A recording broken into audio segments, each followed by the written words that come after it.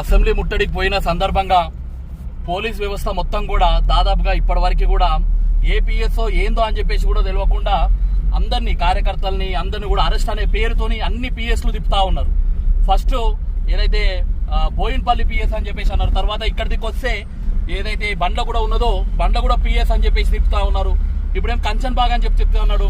మేము ప్రజల కోసము, ప్రజల శ్రేయస్సు కోసము, ప్రజా ధనాన్ని కాపాడాలి, యూనివర్సిటీ ధనాన్ని కాపాడాలి, యూనివర్సిటీ భూములను కాపాడాలని చెప్పేసి మే యొక్క ప్రయత్నాలు ఉన్నాయి.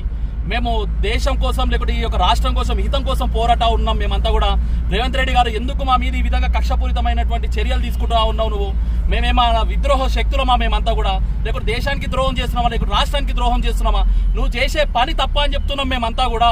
నువ్వు ప్రతిపక్షంలో ఉన్నప్పుడు, నువ్వు టీపీసీసీ అధ్యక్షునిగా ఉన్నప్పుడు నువ్వు ఏదైతే చెప్పినావో 10 ఏళ్ల పాటు టీఆర్ఎస్ గవర్నమెంట్ పరిపాలించి ఎవరైతే కేసీఆర్ గారు భూములు అమ్ముకొని ఆ ధనాన్ని మొత్తం కూడా, ప్రజాధనాన్ని మొత్తం కూడా దుర్వినియోగం చేస్తున్నా అని చెప్పేసి నువ్వు ఉద్యమాలు చేసినప్పుడు నీకు లేదా సోయి, ఈరోజు నువ్వు అధికారంలోకి రాగానే నీ యొక్క కండ్లు నెత్తి మీదకి ఎక్కి ఏదైతే నువ్వు ఆ రోజు తప్పు అన్నావో అదే తప్పు ఈరోజు నువ్వు చేస్తున్నావు అని చెప్పేసి మేము గుర్తిస్తుంటే, మేము ప్రజలకు తెలియజేస్తుంటే నీకు చిత్తశుద్ధి రావాలని చెప్పేసి మేము కోరుకుంటుంటే, మాలాంటి వాళ్ళని నువ్వు అర్థం చేసుకునే ప్రయత్నం చేయకపోగా మమ్మల్ని ఈరోజు పోలీస్ స్టేషన్ అక్కడ ఇక్కడ తిప్పించే ప్రయత్నం చేస్తా ఉన్నావు. తస్మాత్ జాగ్రత్త.